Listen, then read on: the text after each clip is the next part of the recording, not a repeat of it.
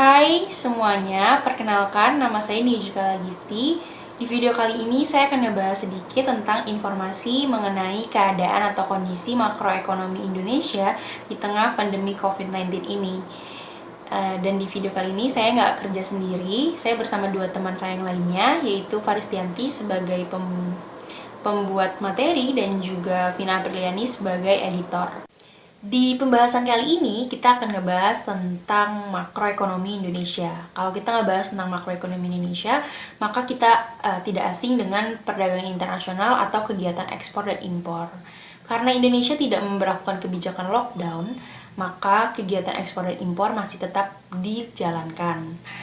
Bahkan Indonesia mengalami surplus sebesar 2,62 miliar US dollar pada periode kuartal pertama 2020, yaitu periode Januari sampai Maret 2020. Dan ini adalah salah satu peningkatan yang sangat signifikan dibandingkan dengan periode yang sama di tahun sebelumnya. Di periode kuartal pertama 2019, Indonesia mengalami defisit neraca perdagangan sebesar 62,8 juta US dollar. Dan surplus Indonesia ini pun disupport oleh nilai ekspor Indonesia yang mengalami peningkatan di angka 41,79%, naik sebesar 2,91% pada periode Januari sampai Maret 2020. Dan nilai impornya pun mengalami penurunan dibandingkan periode yang sama di tahun lalu. Nilai impornya mencapai 39,17 di periode Januari sampai Maret 2020, yang turun sebesar 3,69% dibandingkan tahun sebelumnya. Kalau kita juga ngebahasin tentang ekspor dan impor, pasti kita akan juga ngebahas rupiah dan juga dolar, karena itu sebagai alat pembayarannya. Sayangnya nilai rupiah itu di tengah pandemi corona ini sangat melemah dibandingkan dengan dolar. Bahkan rupiah Indonesia pernah mencapai titik 16.000 rupiah per dolarnya. Karena nilai kurs rupiah yang melemah dan rentan, ini juga menyebabkan kepanikan global yang akhirnya membuat para dana asing keluar dari Indonesia. Tekanan likuiditas juga tinggi dan dolar menjadi tinggi permintaannya. Namun, untuk mengatasi hal tersebut, untuk mengatasi masalah tersebut, pemerintah telah menetapkan beberapa kebijakan moneter. Ini dilansir pada bi.go.id pada tinjauan kebijakan moneter April 2020.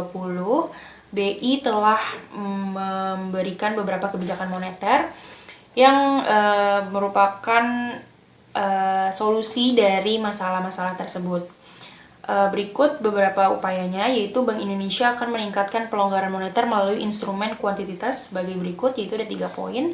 Ekspansi operasi militer melalui penyediaan term repo kepada bank-bank dan korporasi, terus menurunkan giro wajib minimum masing kepada bank, lalu tidak memberlakukan kewajiban tambahan giro untuk pemenuhan rasio intermediasi makroprudensial.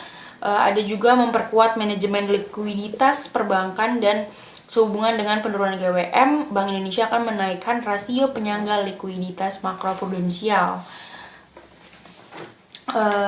Dan juga Bank Indonesia juga akan memperluas penggunaan transaksi pembayaran non-tunai guna memitigasi dampak dari COVID-19 ini. Bank Indonesia juga meningkatkan berbagai instrumen kebijakan sistem pembayaran, seperti mendukung program pemerintah dalam percepatan penyaluran program-program bantuan sosial, meningkatkan sosialisasi kepada masyarakat, melonggarkan kebijakan kartu kredit terkait dengan penurunan batas maksimum suku bunga, nilai pembayaran minimum, dan besaran denda keterlambatan pembayaran. Kalau tadi di depan kita udah ngebahas tentang neraca perdagangan, sekarang kita akan ngebahas sedikit tentang neraca pembayarannya. Kalau yang dilansir oleh indopremier.com, BI pastikan neraca pembayaran triwulan 1 2020 masih aman. Walaupun memang mengalami penurunan pada modal asing dikarenakan wabah COVID-19 ini, namun NPI atau neraca pembayaran Indonesia dinilai tetap akan baik karena ditopang oleh potensi menurunnya defisit transaksi, seperti yang tadi udah dibahas di neraca perdagangan awal. Lalu investasi portofolio pun mengalami ketidakpastian global, namun dikatakan bahwa cadangan devisa tetap berada di atas standar kecukupan internasional.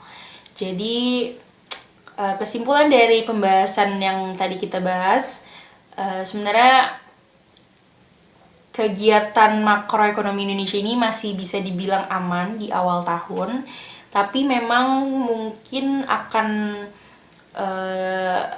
rentan atau rawan ketika sudah memasuki pertengahan tahun ini. Jadi kita semua berharap bahwa wabah COVID-19 ini atau virus corona ini cepat selesai agar semua bisa kembali normal. Segitu aja pembahasan kita hari ini. Semoga video ini bisa bermanfaat dan kalian semua bisa enjoy nonton video ini. Makasih.